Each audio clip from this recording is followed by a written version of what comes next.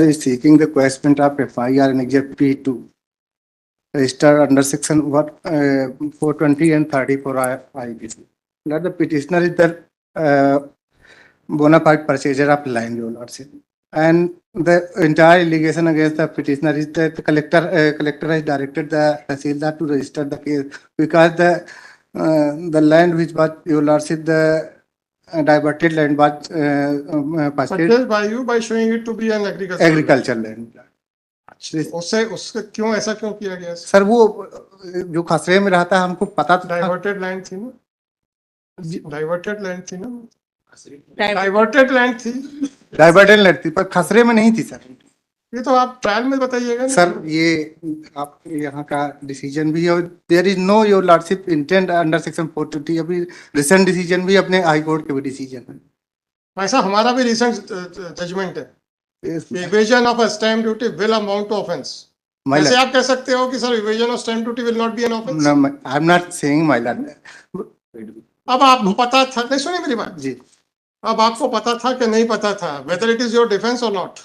my lord, मैंने simple सा question पूछा, whether it is your defence तो मैं सर बता, मेरी बात सुनो मेरी जी जी सर, इतनी जल्दी अभी हियरिंग थोड़ी कंक्लूड हो रही है। जी जी, whether it is your defense or not?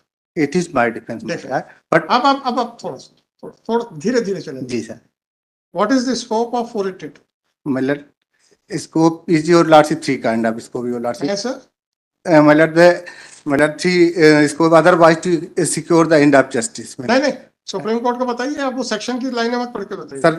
Section 420 की that is right, my lord, I have brought a decision of the honorable supreme court, my lord, under section 4 this your lordship, right from very inception the intention should be to deceive। क्या? yes my lord। हाँ yes, ये होना चाहिए। हाँ होना तो चाहिए। इसमें सर मैं submit my lord, the collector stamp has given the notice and under section 40B of the stamp act they have recovered the amount, your lordship। हाँ जी, तो क्या हो गया? उन्होंने हमसे रिकवर कर लिया है अमाउंट और that has been deposited तो क्या हो गया sir? sir, kindly see the judgment of this honorable court। ना दीजिए ना।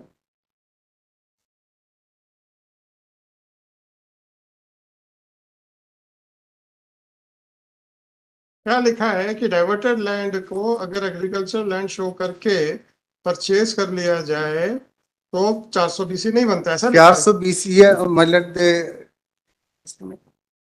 420 नहीं बनता, ऐसा लिखा है क्या? Yes my lord। बताइए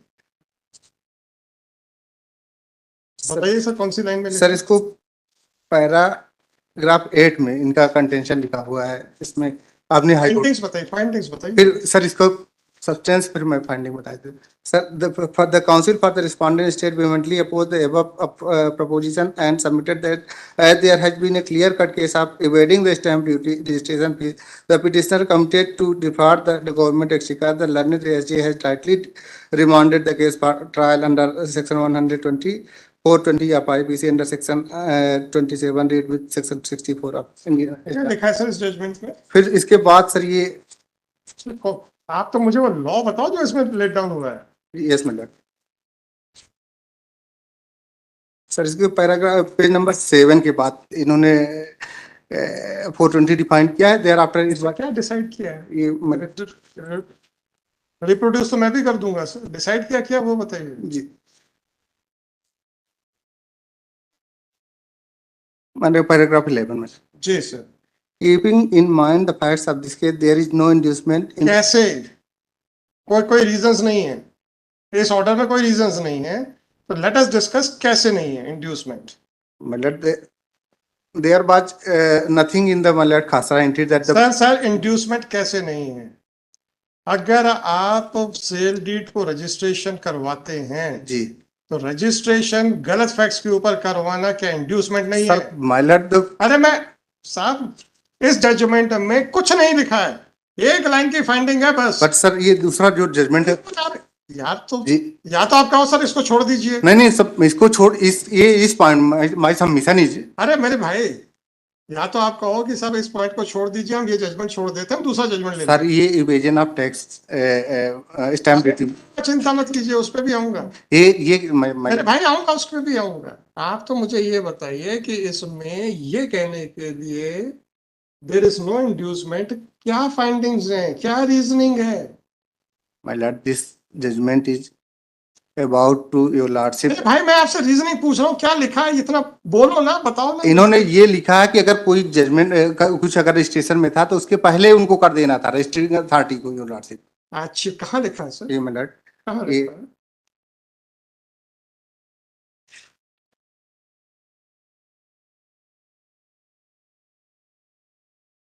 my lord, para 6, my lord, what ये this is my submission on 30th 10/2008 by the registered sale deed petitioner become the owners of 1/8 of shares of the property. Subsequently, after partition on 21/10/2008, the bigger share of the Findings पे property. आ जाओ, findings पे आ जाओ भाई मेरे, अपन पूरी रामायण क्यों सुन रहे हैं? My lord, फिर para 10, पैरा 10 पे आ जाइए। the relevant provision are reproduced here. इसके बाद मतलब इसको 420 इन्होंने आगे क्या लिखा है सर?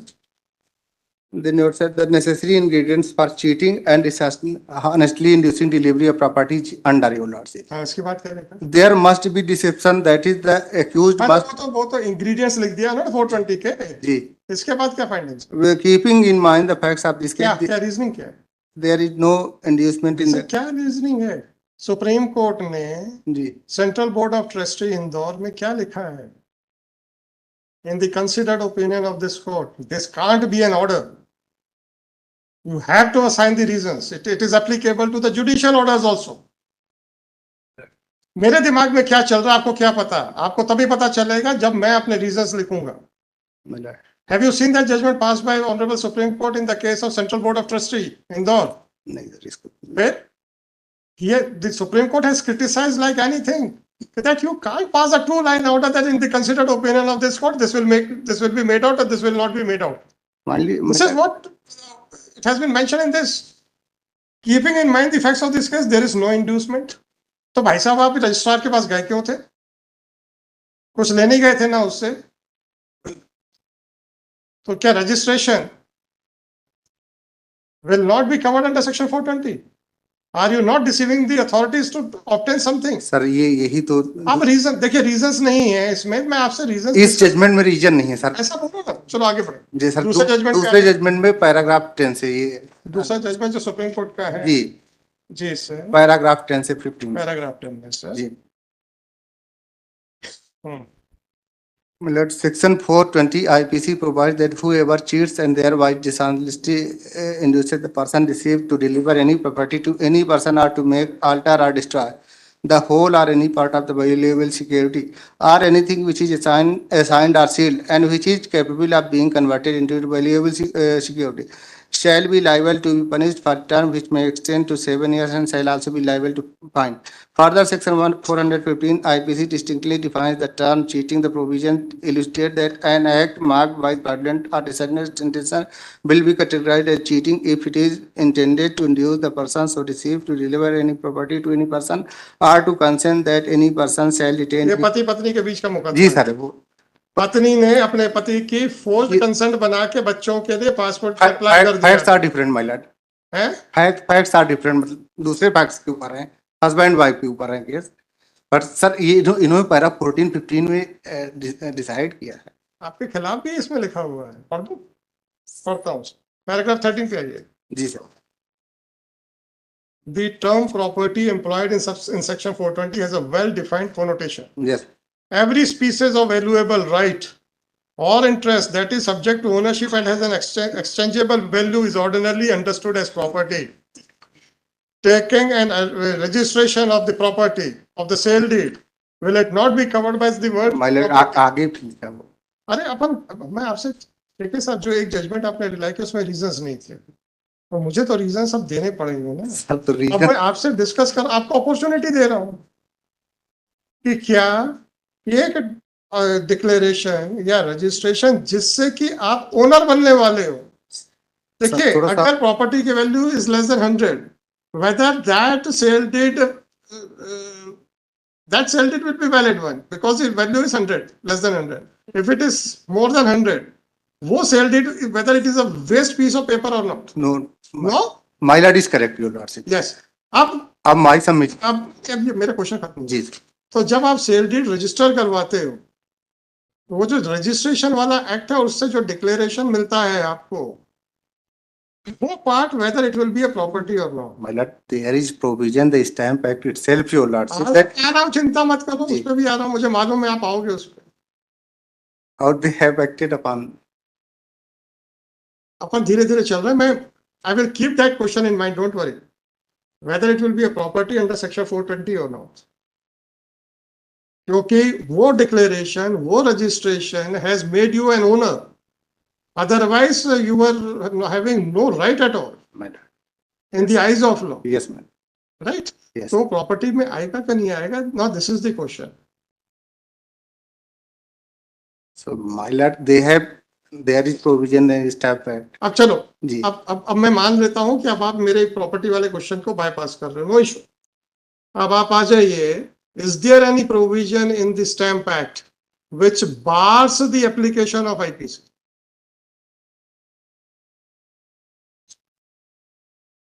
सर, जो 420 के सर इंग्रेडिएंट्स प्लीज, अपन एक एक स्टेप बाय स्टेप चल रहे हैं सर। अगर आप जंप करोगे मैं मान लूंगा कि इसका आंसर आपके नहीं, मैं जंप नहीं करूंगा सर। स्टैम्प एक्ट में ऐसा कोई प्रोविजन है ऐसा जिसपे नहीं। अब state of MP versus Rameshwar Prasad 2009 volume 11 SCC में क्या लिखा है सर? सर, उसको हमने धनराज वर्सेस कौन सा भी रिसेंट जजमेंट है अबाउट अ ईयर बैक, उसमें क्या वो महाराष्ट्र कोऑपरेटिव सोसाइटीज का है, एक मध्य प्रदेश का है कोऑपरेटिव सोसाइटी का, दूसरा महाराष्ट्र कोऑपरेटिव सोसाइटी का। क्या लिखा है?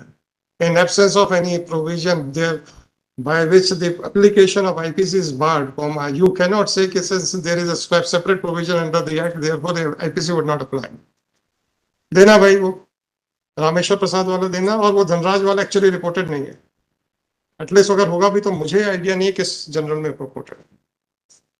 सर, इस पॉइंट में हमको फिर थोड़ा टाइम। नहीं सर, अरे हद हो गई यार, आप लोगों के सामने बैठ बैठ के तो मैं आप लोगों से डिस्कस करता हूँ, उसमें कौन सी बड़ी बात है सर? एक्चुअली क्या है जी, हम हम लोग बिना रिसर्च के अपनी सोच को फाइनल मान लेते हैं, यहीं पे प्रॉब्लम हो जाती है। आपको लगा अरे जब इसमें प्रोविजन है तो फिर कैसे हो सकता है, ये सर, कैसे अगर हो इसको सकता है? पैरा 14 देख लें सर, इसका जजमेंट। अपन आ रहे हैं।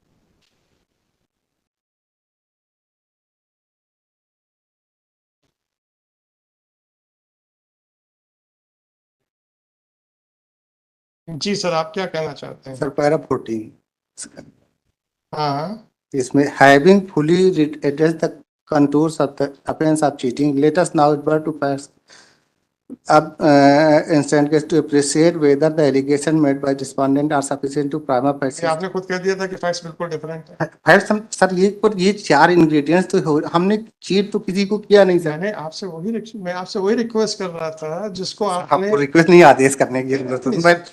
सर, हम कुछ आपको जब डिस्कस करते हैं, मैं अपना कोई कंक्लूजन डिस्कस नहीं करता हूँ, कंक्लूजन तो आपको सर्टिफाइड कॉपी में। Yes ma'am.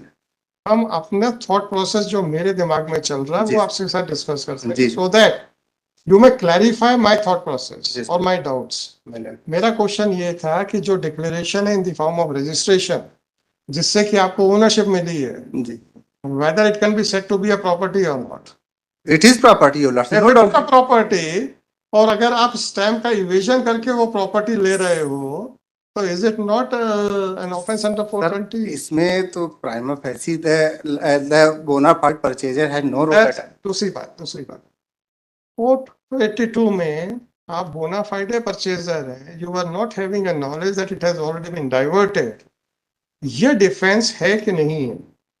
सर, डिफेंस है तो मैं 482 में आपका डिफेंस कंसीडर कर सकता हूं कि नहीं? सर, 482 में तो nowadays the very wide power. नहीं, नाउअडेज नहीं सर, नाउअडेज में तो और एरो होते चले जा रहे हैं सर। सुप्रीम कोर्ट तो काफी क्वेश्चन कर रही है सर, बहुत सारे, हम भी बहुत सारे क्वेश्चन कर रहे हैं। Simple law is if the uncontroverted allegations do not make out an offense, then I can question the procedure. Yes, madam. It is basic law. इसीलिए हम आपसे पहला प्रश्न पूछा था कि declaration in the form of registration, whether it, देखिए state government से आपने क्या लिया?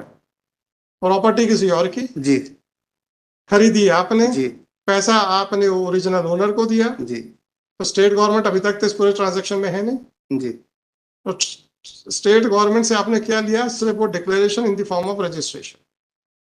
मेरा वही क्वेश्चन ये था कि वो जो रजिस्ट्रेशन का जो एस्पेक्ट है, whether it can be termed as a property or not, It is it property. is a property because उसी से ही सिर्फ आपकी मालूम ऑनरशिप आई है। मिला तो लैंड प्रॉपर्टी। जब एक प्रॉपर्टी आपने स्टेट गवर्नमेंट से ली है, by deceiving it, सर अब इसको हम थोड़ा सा I have filed the additional document and record along with that, your lordship.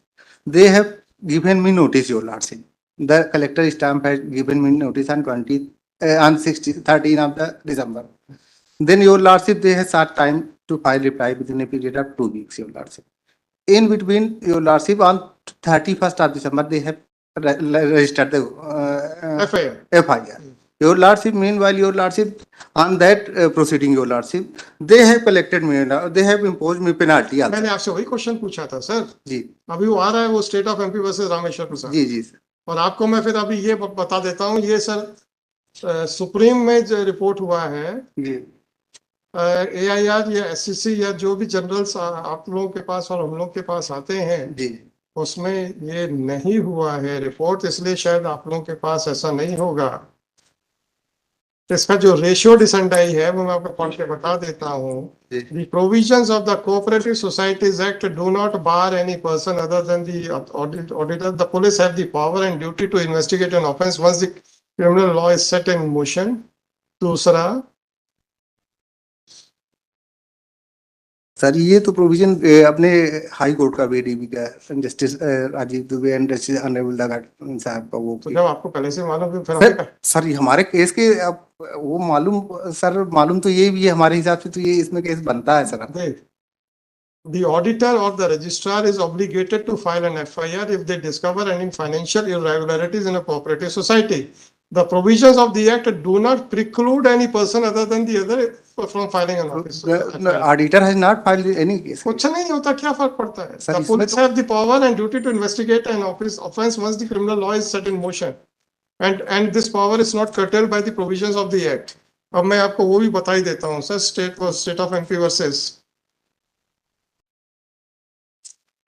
Rameshwar Prasad, उसका पैराग्राफ शायद 48 या 42 होना चाहिए।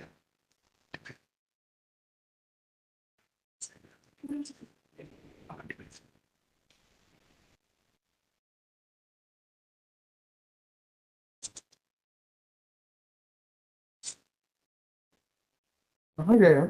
नीचे नहीं आया क्या?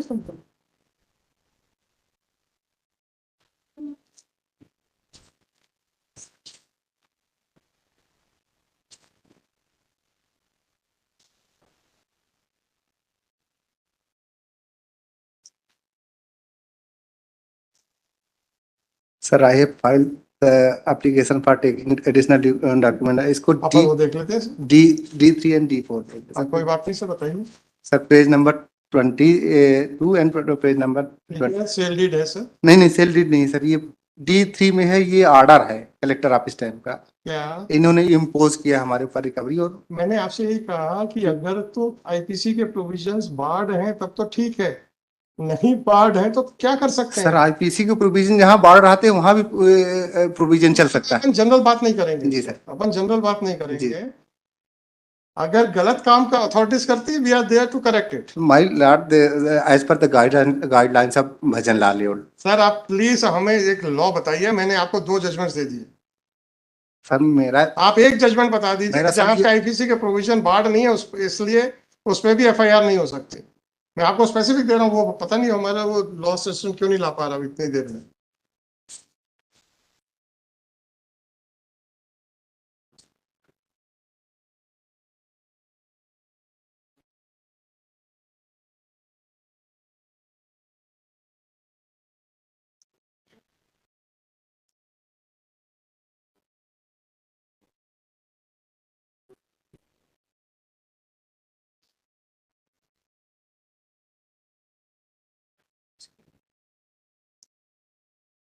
सर अगर इसको पास ओवर कर दिया जाए। अरे नहीं सर, क्या पासवर्ड क्या कुछ करेंगे? हम सर्च करके हम भी अपनी तरफ से।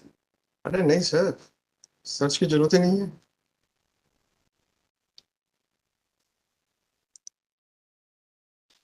Sir you can get D3 and D4। Yes, sir. वो किताब नहीं मिल रही। अरे 1000 बार साइट हुआ है यार, लोगों के पास नोट नहीं बना के रखे हुए हैं लोग।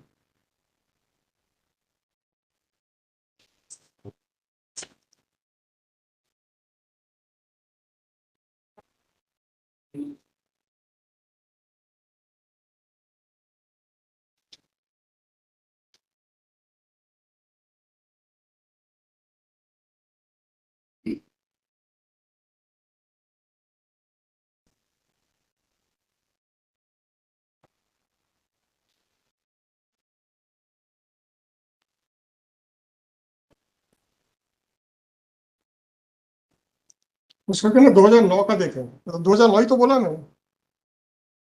मैं पढ़ देता हूँ सर, मैंने ऑनलाइन निकाल लिया है इसको।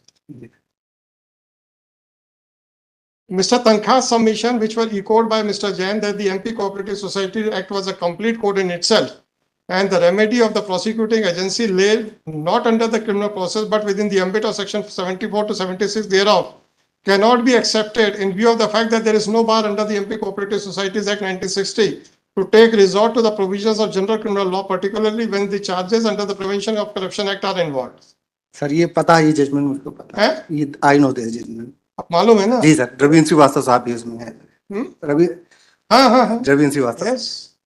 सर, ये यहाँ हमारे केस के फैक्ट सर अगर आप देख लें थोड़ा सा। नहीं, हमने आपसे एक जनरल प्रोपोजिशन पे बात की थी कि साहब अगर किसी एक्ट में बार नहीं है आईपीसी का, तो merely because उसके एक सेपरेट प्रोविजंस हैं, that by itself would not make the FIR. In that case, your lordship, under Cooperative Society Act, there is provision that that the IPC is barred, your lordship. Even then, हद हो गई यार, कहाँ provision है? बताओ मेरे को जरा, कोऑपरेटिव सोसाइटी में, क्योंकि हम तो रिलाई कर रहे हैं। उसको तो मैं लाया 72, 73 के आसपास।